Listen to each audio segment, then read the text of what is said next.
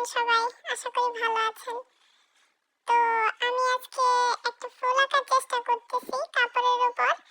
আম এখানে আমি ১ম এ কলম দিয়ে একটু ফুলের শেপগুলো এঁকে নিয়েছি, যাতে আমার রং করতে সুবিধা হয়।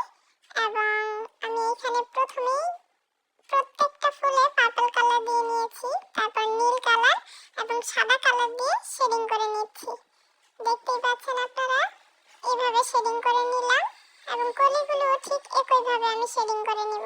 তারপর পাতাগুলোতে দিয়েছি ডার্ক গ্রিন, লাইট গ্রিন এবং হলুদ কালার।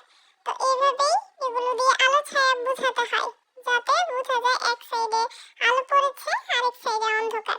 পাতাগুলো ঠিক এইভাবে করে নিয়েছি আমি।